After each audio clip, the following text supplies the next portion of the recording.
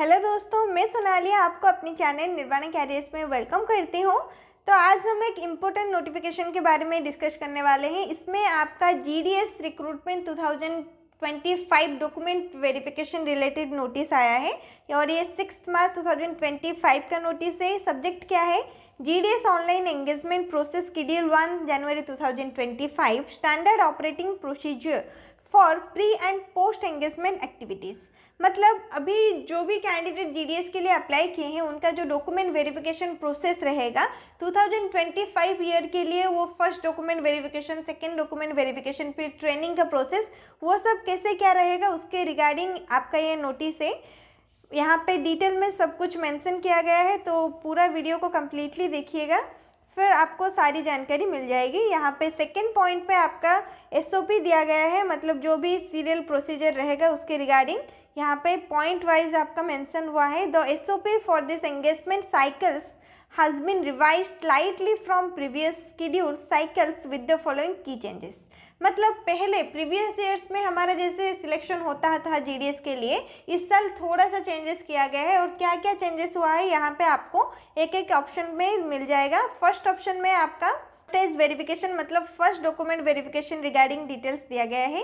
The option for candidates to verify documents first stage verification with any divisional head across different circles has been discontinued. Document verification must now be conducted exclusively in the division where the vacancy is notified, irrespective of the engaging authority for all categories of GDS. जैसे कि पहले जो बच्चों के पास एक access होता था कि वो जो फर्स्ट डॉक्यूमेंट वेरिफिकेशन होता था वो किसी भी डिवीज़न में कर सकते थे, वो एक ऑप्शन देखने के लिए मिलता था। लेकिन इस साल क्या हुआ है, वो ऑप्शन ही हटा दिया गया है और उसे डिसकंटिन्यू कर दिया गया है। अभी जो बच्चे अप्लाई किए हैं 2025 में जीडीएस के लिए, जो भी डिवीज़न के लिए अप्लाई किए हैं, सिर्फ उसी डिवीज़न में उसी डिविजनल हेड ही उनका डॉक्यूमेंट वेरिफिकेशन कर सकते हैं। डिफरेंट सर्कल्स और डिफरेंट डिविजनल हेड वो उनका डॉक्यूमेंट वेरिफिकेशन नहीं कर सकते हैं, उसे डिसकंटिन्यू कर दिया गया है। और ये जो हमारा डॉक्यूमेंट वेरिफिकेशन आ गया, फर्स्ट स्टेज डॉक्यूमेंट वेरिफिकेशन, ये एंगेजिंग अथॉरिटी की तरफ से होता है। ये के तरफ से हमारा first document verification process continue होता है। फिर सेकेंड स्टेप में क्या है, divisional heads will no longer be required to verify educational documents through DigiLocker or the official website of educational boards. Their role will be limited to physically verifying the original documents during the first stage verification. जैसे कि पहले हमारा जो first step verification रहता था, first document verification, वो DigiLocker या फिर official website of educational boards के तरफ से भी वो हो जाता था। डिविजनल हेड्स जो होते थे वो उस मेथड में भी हमारा क्या करते थे, डॉक्यूमेंट वेरिफिकेशन कर देते थे। लेकिन इस साल वैसे नहीं हो सकता है। जैसे फिजिकली हमारा वेरीफाई रहता है डॉक्यूमेंट्स के लिए, वैसे ही डॉक्यूमेंट वेरिफिकेशन फिजिकली रहेगा। और फर्स्ट स्टेज कंप्लीट होने के बाद एक बार वीए के तरफ से सक्सेसफुली वेरीफाई हो जाने के बाद क्या होगा, सेकंड स्टेज वेरिफिकेशन रहेगा। और सेकंड स्टेज वेरिफिकेशन हमारा ईए की तरफ से होता है, जो कि एंगेजिंग अथॉरिटी है। First document verification verifying authority की तरफ से होता है और second document verification engaging authority की तरफ से हमारा होता है। और सेकंड वेरिफिकेशन आपका मेनली डॉक्यूमेंट्स रहेगा, जो कि एजुकेशनल क्वालिफिकेशन थर्ड पॉइंट में दिया गया है।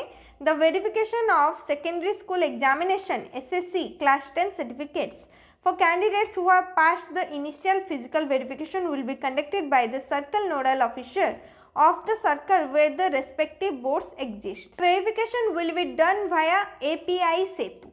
तो फर्स्ट डॉक्यूमेंट वेरिफिकेशन अगर सक्सेसफुली आपका हो जाता है और आप सिलेक्ट होते हैं, फिर उसके बाद आपका सेकंड वेरिफिकेशन रहेगा। Second document verification engaging authority की तरफ से होगा और ये कंडक्ट कौन करने वाले हैं, सर्कल नोडल ऑफिसर। उस सर्कल के जो भी सर्कल नोडल ऑफिसर है वो आपका डॉक्यूमेंट वेरिफिकेशन करेंगे।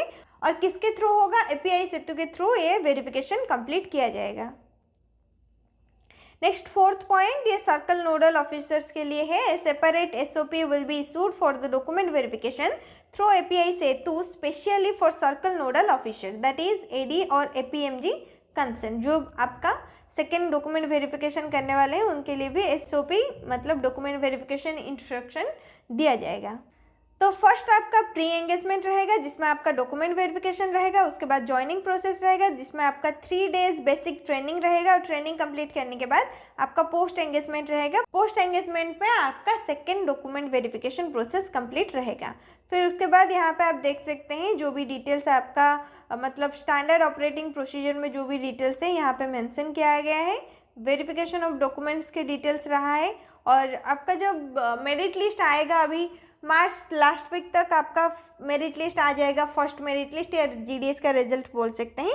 और उसके बाद आपको सिर्फ 15 डेज़ का टाइम मिलेगा क्या करने के लिए, फर्स्ट डॉक्यूमेंट वेरिफिकेशन कंप्लीट करने के लिए। इस 15 डेज़ के अंदर ही आपको अपना फर्स्ट डॉक्यूमेंट वेरिफिकेशन कंप्लीट करना है और जो भी कैंडिडेट 15 डे के अंदर अपना फर्स्ट डॉक्यूमेंट वेरिफिकेशन कंप्लीट नहीं कर पाएंगे उनका एप्लीकेशन कैंसिल कर दिया जाएगा। और डॉक्यूमेंट वेरिफिकेशन के टाइम आपके लिए ये सारे जो डॉक्यूमेंट्स दिया गया है ये सब कंपलसरी है और इसके साथ आपका ओरिजिनल डॉक्यूमेंट्स रहेगा। ओरिजिनल डॉक्यूमेंट्स के साथ 2 set of self attested photocopies भी आपको लेके जाना पड़ेगा। और क्या क्या डॉक्यूमेंट यहाँ पे दिया गया है, एसएससी मार्कशीट मतलब 10th certificate and marksheet, identity proof के लिए आप Aadhaar card, PAN card, voter ID card, driving licence इनमें से कोई भी एक डॉक्यूमेंट ले सकते हैं।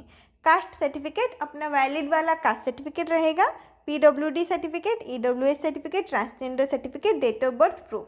डेट ऑफ बर्थ प्रूफ के लिए बर्थ सर्टिफिकेट ले सकते हैं, अगर बर्थ सर्टिफिकेट नहीं है तो 10th सर्टिफिकेट को भी कंसिडर किया जाता है। फिर आपका सबसे इम्पोर्टेंट डॉक्यूमेंट जिसे बोलते हैं कंपलसरी डॉक्यूमेंट, मेडिकल सर्टिफिकेट, जो कि आपको किसी भी गवर्नमेंट हॉस्पिटल या फिर गवर्नमेंट डिस्पेंसरीज या फिर गवर्नमेंट प्राइमरी हेल्थ सेंटर से ही बनाना पड़ेगा। तो आपके लिए ये कंपलसरी रहेगा जब भी आपका सिलेक्शन हो जाता है अगर है तो फर्स्ट डॉक्यूमेंट वेरिफिकेशन के टाइम में आपके लिए कंपलसरी रहेगा, एक मेडिकल सर्टिफिकेट आपको बनवाना पड़ेगा। किसी भी गवर्नमेंट हॉस्पिटल से आप ये रेडी कर सकते हैं। फिर आपका एक नोट दिया गया है आधार कार्ड रिलेटेड, अगर एप्लीकेशन सबमिट करते टाइम या फिर एप्लीकेशन फिल करते टाइम आधार कार्ड को लेकर आपसे कुछ भी मिस्टेक हो गया है या फिर आप आधार कार्ड नंबर देना भूल गए हैं, गलत नंबर दे दिए हैं, तो भी आपके लिए कोई भी प्रॉब्लम नहीं होगा। इस बेसिस पे आपका फॉर्म रिजेक्ट नहीं होगा या फिर आपका एप्लीकेशन को कैंसिल नहीं किया जाएगा। फिर लास्ट में आपका ज्वाइनिंग प्रोसेस में फर्स्ट आएगा आपका फर्स्ट डॉक्यूमेंट वेरिफिकेशन, उसके बाद सिर्फ 2 स्टेप ही है। एक हो गया 3 डेज़ का बेसिक ट्रेनिंग जिसमें आपको ट्रेनिंग दिया जाएगा आपका जॉब वर्क कैसे रहेगा एज ए बीपीएम, एबीपीएम और डाक सेवक। फिर सेकंड में आपका रहेगा issue of order of provisional engagement, period में आपको थोड़ा सा टाइम मिलेगा सेकंड डॉक्यूमेंट वेरिफिकेशन के लिए। ट्रेनिंग हो जाने के बाद, ट्रेनिंग कंप्लीट करने के बाद आपका सेकंड डॉक्यूमेंट वेरिफिकेशन रहेगा। फिर उसके बाद आपका फाइनल अपॉइंटमेंट रहेगा, आप ऑफिस में ज्वाइन कर सकते हैं, आपको ज्वाइनिंग लेटर भी दिया जाएगा। ठीक है, तो ये ऑफिशियल नोटिस था जीडीएस के तरफ से इंडिया पोस्ट ऑफिस रिक्रूटमेंट 2025 के लिए। और जो भी डिटेल्स इसमें था इंपॉर्टेंट डिटेल्स वो सभी हम डिस्कस कर लिए हैं। अगर कुछ भी आपको डाउट है तो आप कमेंट सेक्शन में पूछ सकते हैं। वीडियो को लाइक कर लीजिएगा, शेयर कीजिए एंड चैनल को भी सब्सक्राइब कर दीजिएगा।